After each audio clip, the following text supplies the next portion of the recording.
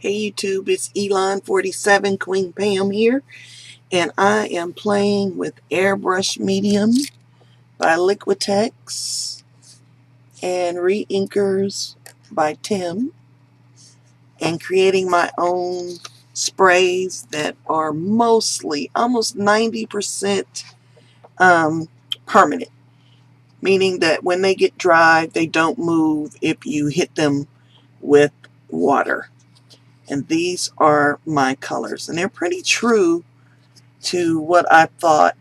And what I used was, this is mostly airbrush medium and about 10 squirts of distilled water because I don't want anything to grow in there, and 1 dropper of the Re-Inkers, except for in my orange, because the spice, and I labeled this incorrectly, the spice marmalade didn't come out orange enough for me. So I added a dropper of Rusty Hinge to that too, and now it's definitely orange. Wild Honey. And they're matte. They're matte here, but in some instances they show up a little shiny.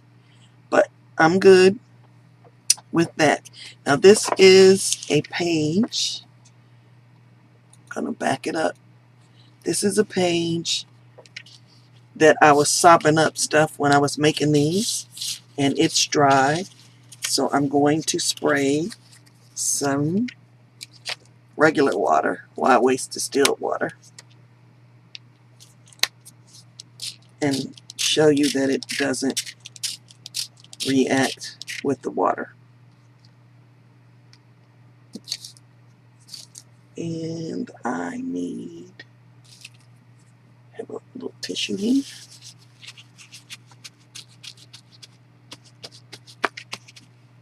And there's a little on it, but as you can see, there's nothing moving. The colors aren't blending.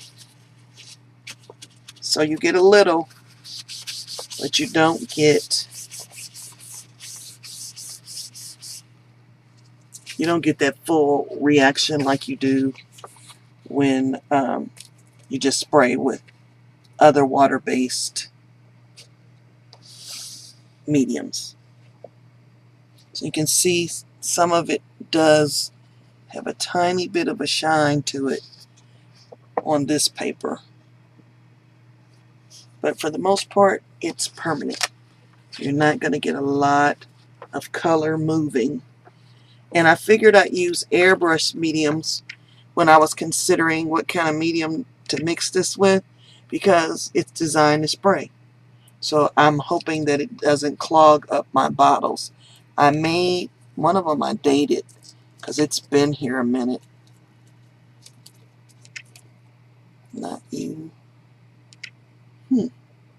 Has to be you. I dated one of them. Yep, 5/31/14. Here it is, July 11th, and it hasn't clogged, and it's been sitting there. This one I put some matte medium in because I wanted them to be matte. But I really don't need to do that, so I didn't do that with any of the ones that I made today. So I want to show you a couple of things from the original batch when I was making them. So this is going to be a mixture, and it mixed when it was wet, of the mowed lawn, the peacock feathers, and the mustard seed. Isn't that pretty? And I turned the rest of this paper, into this card, which this is a Tim Holtz layered dragonfly. Excuse me.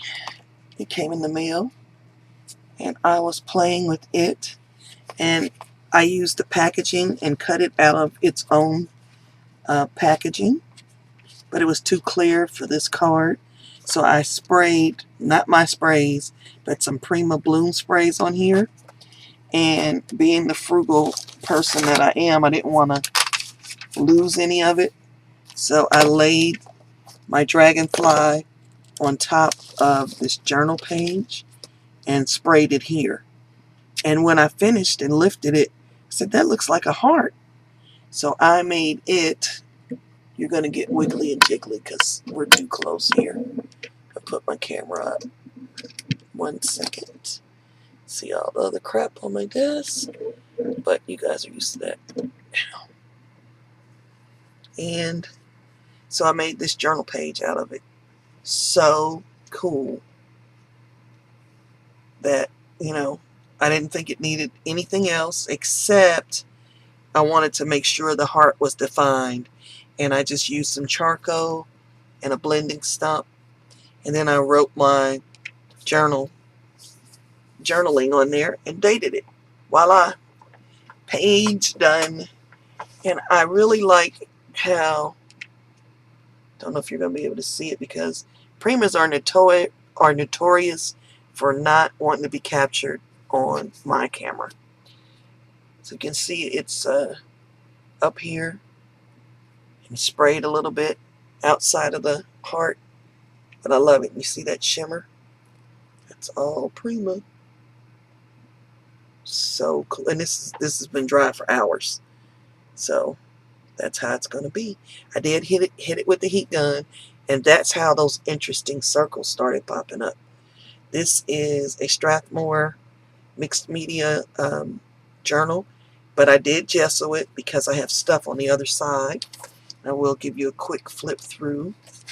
I was playing with some stencils and pan pastels. Love that page.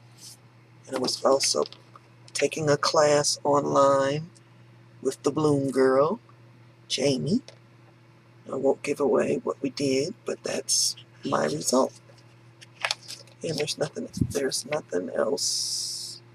Yeah. Well, here's a page I did following along with Terry Sproul and layering some napkins. So as always, I leave you in the hands of the creator. And I have to say that I got this idea from Aaron, who's Imperfect Impulses here on YouTube. I didn't come up with it. He used a different medium, and but he sparked the idea. As always, I'll leave you in the hands of the creator. Bye-bye.